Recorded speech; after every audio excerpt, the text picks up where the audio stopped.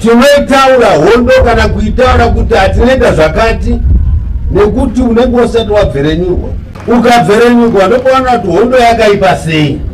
Nguva yamanga makamirira yasvika iko zvine zvimuri yeZimbabwe hazvina kumira zvakanaka, hakusi kudyika rinopisa ende handifunge kuti kuchadyika rinopisa racho. Meanwhile, Vice President Constantino Chiwenga, who is embroiled in an increasingly bitter power struggle with President Emmerson Mnangagwa, has issued an ominous warning that dragging the country in the wrong direction could result in bloodshed. The remarks come amid deepening tensions within ZANU-PF over Constitutional Amendment Bill number 3, a highly controversial proposed widely seen as part of a broader attempt to extend Mnangagwa's political influence beyond his current constitutional term limits. Critics argue that the proposed amendments would fundamentally alter Zimbabwe's democratic framework by weakening direct presidential elections and creating pathways for an extension of executive power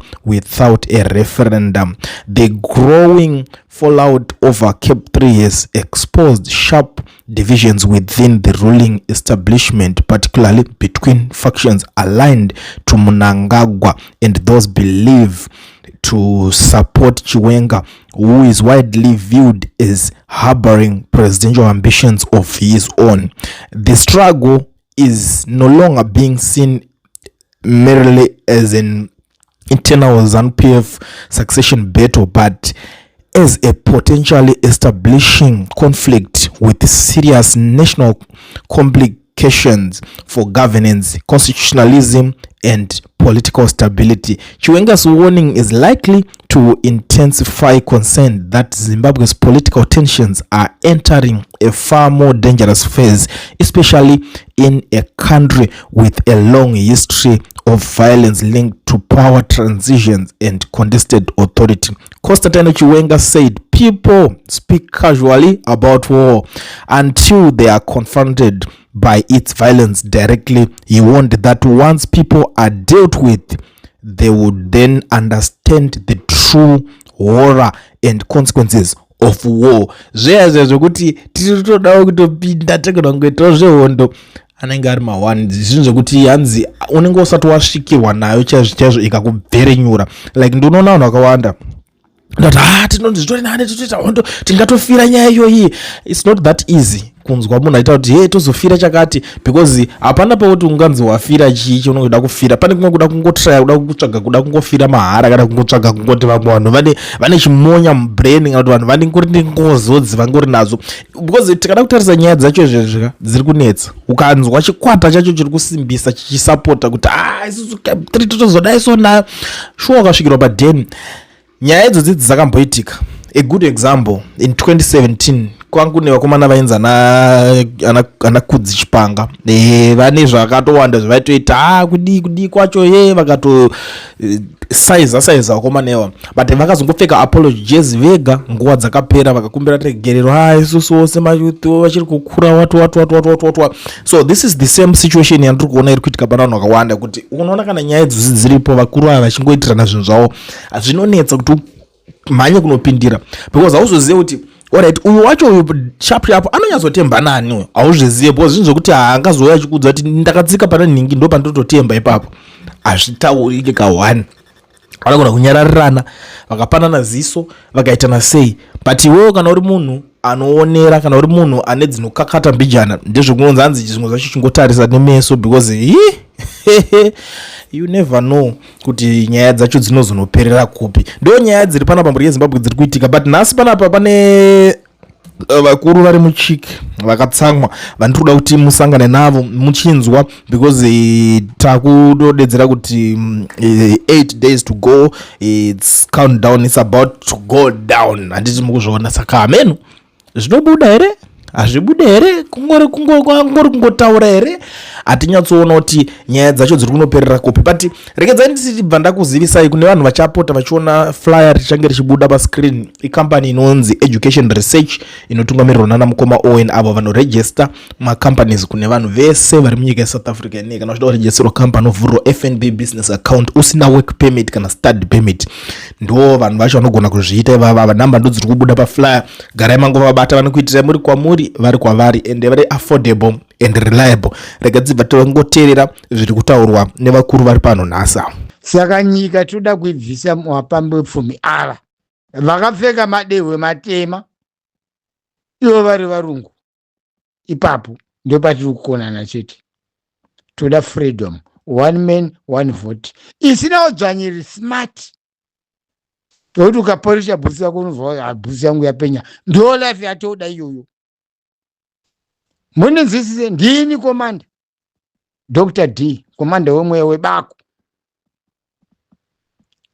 Isu masoja hatisi kuda kutonga nyika, toda kutora nyika kubvisa muvadzvinyiriri ava. Hazvo zvatakarwira isu, never.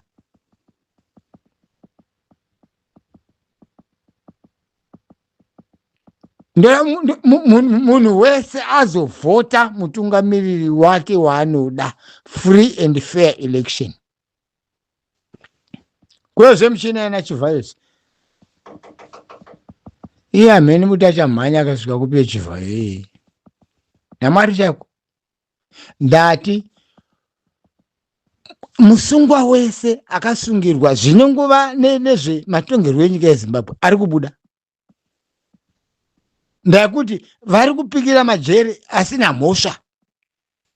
Munizise, vese akavharwa mumajera nezveZimbabwe havana kana mhosva kana one yavanayo, never, havana.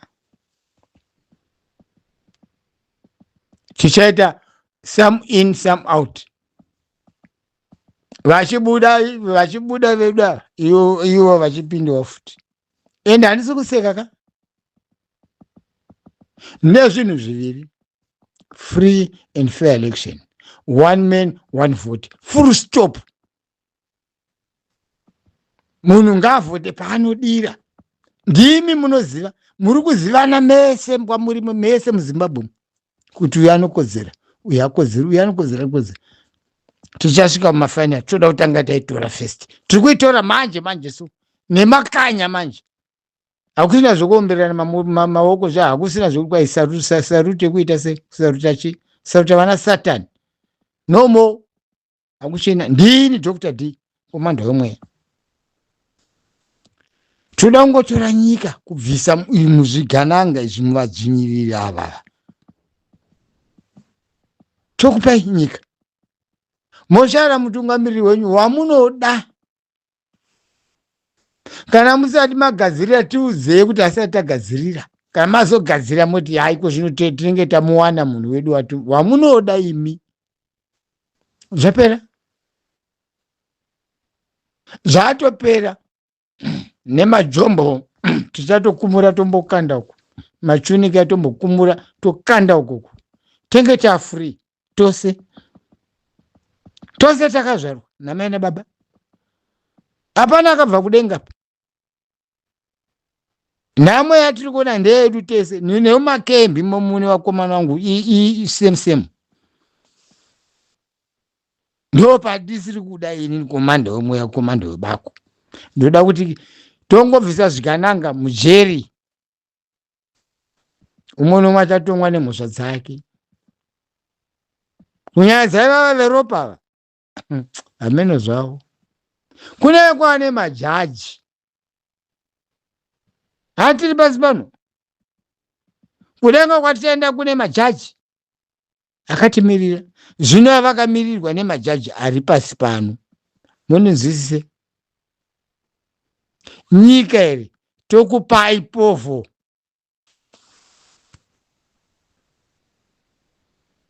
Inonga nditi vhota kuti ina ndingavhoteni. Regai varizive nyika, because varizive nyika ndimi povo. Munozwisise. Varizive nyika ndimi povo muri kutambura izvozvi, ndimi varizive nyika. Ndimi muchazoshara chii? mutungamiriri wenyu wamodini wamunoda. One man one vote, adliwa zvapera, musangano wapera. Kumberi kukada kungopama futi. Ini kana ndiri mupenyu Dr. D tinotamba futi iyoyo. Hakuna zvana KB3 zvatopera, handidi kumbozvinzwa futi. I don't want.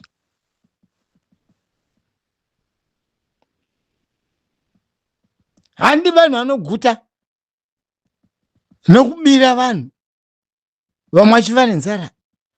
Kode uriwe uri kuitwa izvozvo unonzwa sei? Ndiri kubvunza. Deuriwe zveshuwa. Vana ukinori vachimwaya mota dzekudai so. Asi vamwe vari kushaya kuti nhasi ndodlei.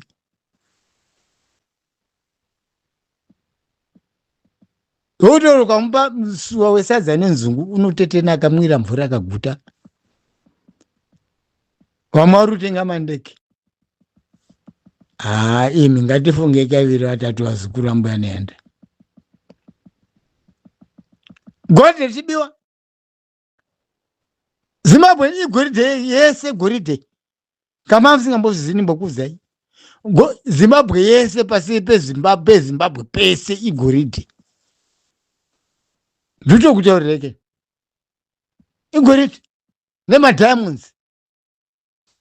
Kupiko about 64-65 minerals ziri muZimbabwe. Iri kuende piko mari yacho iyo. Ndoze. Nhasi takushainirwa. Kwakuti zvavanoda. Imi. Ndoro parakadeuka roro reZimbabwe rore. Ndizvo here? Hazvisizvo izvo. Ndini Dr. D. Kumanda wemwe kumanda webako. Ndati isu varwi vehondo takanorwira kusunungura vanhu. Katarwa kuu yedu apa azvota kutonga nyika. Tiri kubvisa vavengi vabve. Imi povo.